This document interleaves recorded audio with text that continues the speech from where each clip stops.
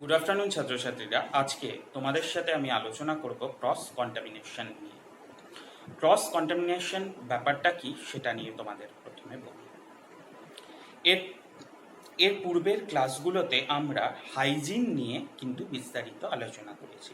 এই হাইজিনের মধ্যেই একটা পার্ট হচ্ছে ক্রস কন্টামিনেশন। তোমাদের প্রথমে একটা উদাহরণ দিলে ব্যাপারটা অনেক পরিষ্কার হয়ে যাবে তোমাদের কাছে।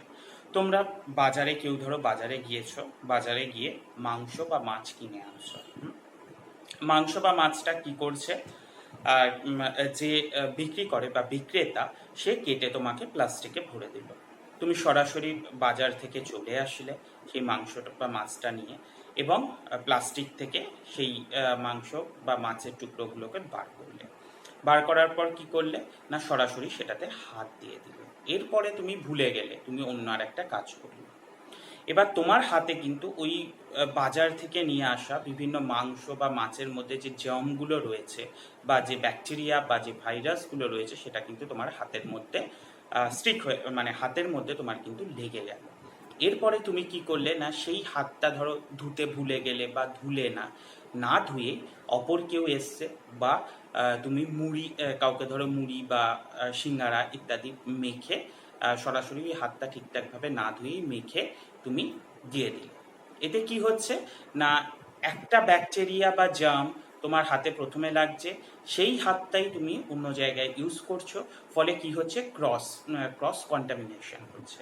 মানে ঠিক এই ব্যাকটেরিয়া বা তোমার হাতে যে সমস্ত ব্যাকটেরিয়াগুলো রয়েছে, সেই ব্যাকটেরিয়াগুলো অন্য আরেকটা জায়গায় চলে যাচ্ছে, অন্য জায়গা থেকে আবার অন্য জায়গায় চলে যাচ্ছে। এইভাবে কিন্তু ব্যাকটেরিয়া ভাইরাস কিন্তু চারিদিকে স্প্রেড করে। কেমন?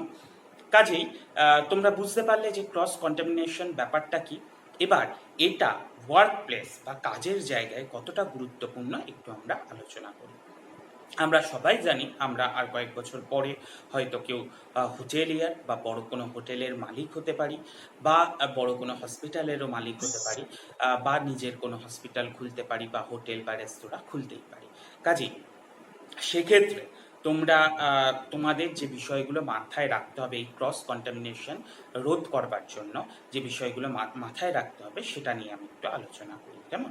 বা যে কোনো একটা অফিস বা ওয়ার্ক প্লেসে তোমরা যদি এই সমস্ত জিনিসগুলো নাও করো, নিজেরা ধরো কোনো ওয়ার্ক প্লেসে কাজে যোগ দিলে সেই জায়গায় কি ধরনের হাইজিন মেনটেন করা প্রয়োজন, সেটাও কিন্তু একটুখানি এই আলোচনার মধ্যে উঠে আসবে। দেখো, good hygiene means battling 3 type of germ. যে কোনো জায়গার গুড হাইজিন বা ভালো হাইজিন মেনটেন করতে গেলে 3 ধরনের তোমার জার্মের সাথে আমাদের কিন্তু যুদ্ধ করতে হয়। 1 নম্বর জার্মটা কি না, ব্যাকটেরিয়া। এই ব্যাকটেরিয়ার সাথে যুদ্ধ করতে হয়। ফাঙ্গাস 2 নম্বর হচ্ছে গিয়ে ফাঙ্গাস, 3 নম্বর হচ্ছে গিয়ে ভাইরাস। এই 3টে জিনিসই এতটাই ছোট হয় যে আমরা কিন্তু চোখে দেখতে পাই না। তোমরা হয়তো বর্তমানে দেখতে পাচ্ছ এই যে কোভিড যে ভাইরাসটা বা কোভিড-19 যে ভাইরাসটা, সেটা কিন্তু আমরা কেউ চোখে দেখতে পাই না। একটা মাইক্রোস্কোপিক ভাইরাস সারা পৃথিবীর মানুষকে ঘরবন্দি করে রেখেছে। আর এর কারণ কি? এর কারণ হচ্ছে কি ক্রস কন্টামিনেশন, বা একে অপরের সাথে সরাসরি যোগ, কোনো রকম তোমার পার্সোনাল হাইজিন মেনটেন না করবার জন্যই কিন্তু এই ভাইরাসটা আজকে এতটা স্প্রেড করতে পেরেছে। তার মানে আমাদের মাথায় রাখতে হবে, ক্রস কন্টামিনেশনটাকে কিন্তু আমাদের রোধ করতেই হবে। যে করেই হোক এই ভাইরাস, ব্যাকটেরিয়া বা ফাঙ্গাসের সাথে যদি আমাদের লড়তে হয়, আগামী দিনেও লড়তে হবে, সেক্ষেত্রে কিন্তু আমাদের এই বিষয়গুলোকে এদের সাথে লড়বার জন্য উপযুক্ত সাজ সরঞ্জাম রাখতে হবে, বা যুদ্ধাস্ত্র আমাদের কাছে রাখতে হবে। এই যুদ্ধাস্ত্রগুলো কি কি, বা এই যুদ্ধের অস্ত্রগুলো কি কি, সেটা একটুখানি বলি, যার দ্বারা আমরা ক্রস কন্টামিনেশন ওয়ার্ক প্লেস তথা আমাদের ঘরেও রোধ করতে পারি। দেখো, 1 নম্বর এবং অন্যতম গুরুত্বপূর্ণ বিষয়, সেটা হচ্ছে গিয়ে হাত ধোয়া। সঠিকভাবে হাতকে কিন্তু আমাদের পরিষ্কার রাখতে হবে, বা হাতকে ধুতে হবে বারবার করে, হ্যান্ড ওয়াশ দিয়ে হাত ধুতে হবে। দ্বিতীয়ত আমরা কি করতে পারি, সেই হাত ধোয়ার পরে তাকে কিন্তু ঠিকঠাকভাবে শুকোতে হবে। শুকোনোর জন্য আমরা টাওয়েল ইউজ করতে পারি বা টিস্যু পেপার ইউজ করতে পারি। এবার ধরো ওয়ার্ক প্লেসে তো আর টাওয়েল, যদি একজন ধরো হাত ধুচ্ছে, আবার টাওয়েলটা আবার আরেকজন এসে হাত ধুচ্ছে, টাওয়েল ইউজ করছে, ওই একই টাওয়েল যদি বারবার অনেক লোক যদি ইউজ করে, সেক্ষেত্রে কিন্তু আবার তোমার সংক্রমণের একটা জায়গা তৈরি হতেই পারে।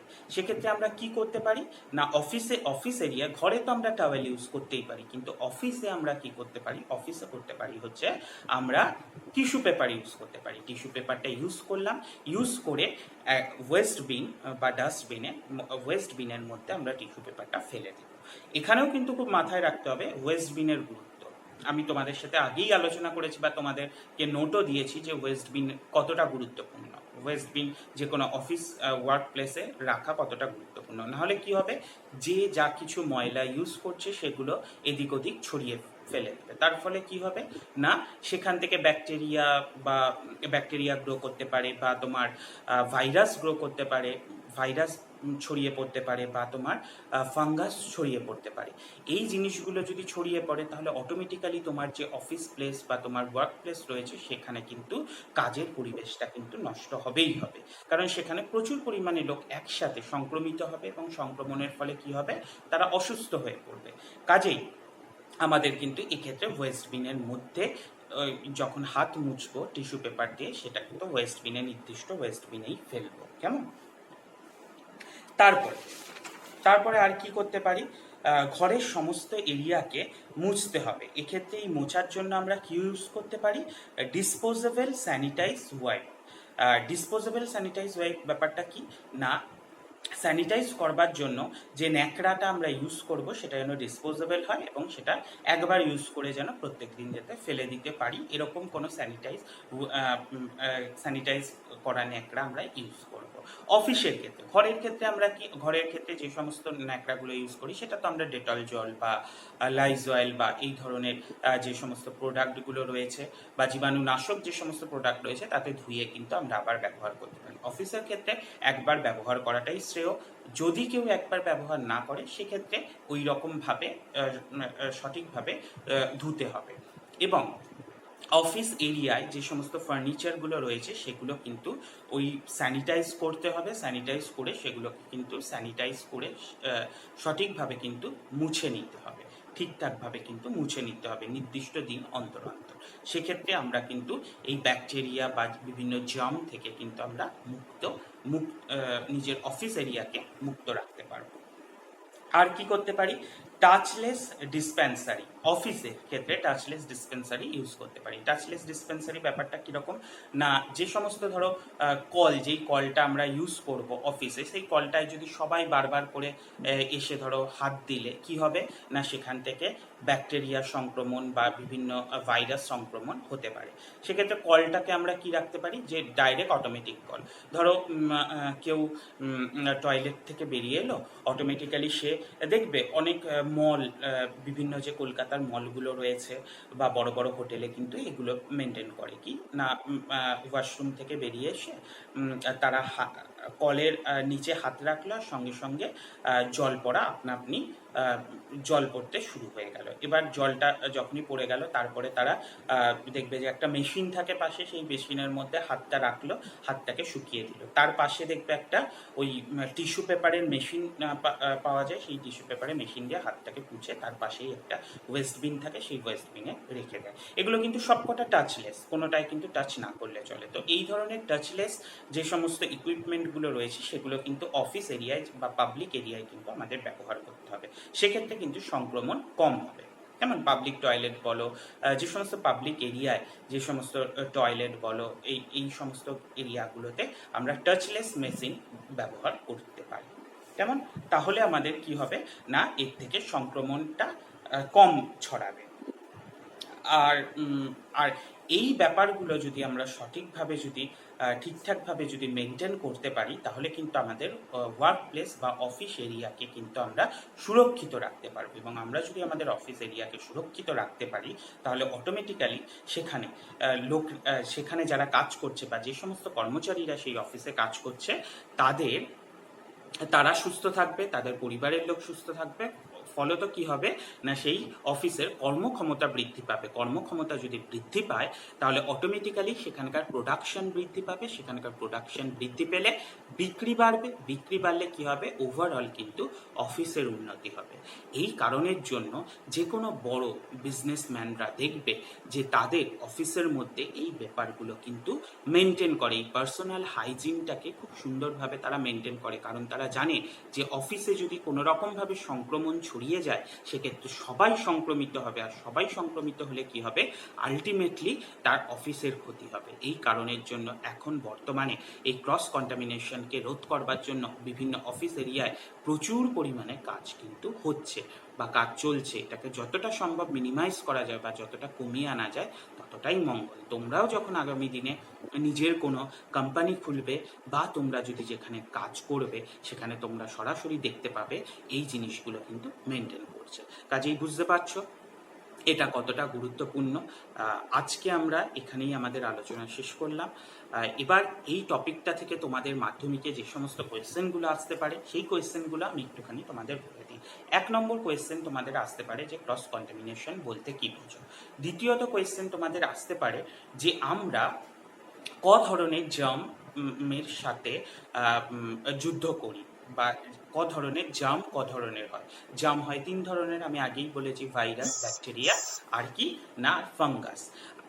এই ব্যাকটেরিয়া, ভাইরাস বা যদি বলে যে ব্যাকটেরিয়া রোধ করবার জন্য তোমার অফিস এরিয়ায় তুমি কি কি ধরনের ব্যবস্থাপনা নেবে, এটাও একটা কোয়েশ্চেন আসতে পারে। সাধারণত এই তিনটের মধ্যে যে কোনো একটা কোয়েশ্চেন আসতেই পারে। এছাড়াও অন্যান্য বিভিন্ন শর্ট টাইপ কোয়েশ্চেনও আসতে পারে। কেমন? তাহলে আজকে আমরা আলোচনাটা এখানে শেষ করলাম। তোমাদের কারো যদি কোনো কোয়েশ্চেন থাকে সেটা তোমরা হোয়াটসঅ্যাপ গ্রুপে আমাকে মেসেজ করবে, বা তোমরা এই যেই ভিডিওটা, যে চ্যানেলটা আমার যে চ্যানেলে যাচ্ছে সেই চ্যানেলের নিচে তোমরা কমেন্ট সেকশনে কমেন্ট করে আমাকে প্রশ্ন করতে পারো। কেমন? তো কালকে আবার আমরা একটা নতুন বিষয় নিয়ে আলোচনা করব। ততক্ষণ সবাই ভালো থাকো। আর এটা যেহেতু এই উইকের লাস্ট ক্লাস, সেক্ষেত্রে তোমাদের পুরো উইকে বা পুরো সপ্তাহ ধরে যে সমস্ত জিনিসপত্রগুলো আমরা যে পড়লাম বা যেই ক্লাসগুলো আমরা করলাম সেই ক্লাস সম্পর্কে যদি কারো কোনো কোয়ারি থাকে তাহলে কালকে আমরা হোয়াটসঅ্যাপ গ্রুপে, আমাদের যে স্কুলের হোয়াটসঅ্যাপ গ্রুপটা রয়েছে সেই গ্রুপে কিন্তু রাখবে, তোমরা সবাই সেই গ্রুপে রাখবে সেই কোয়েশ্চেনগুলো, এবং সেগুলো নিয়েও কিন্তু আমি বিস্তারিত কালকে আলোচনা করব। কেমন?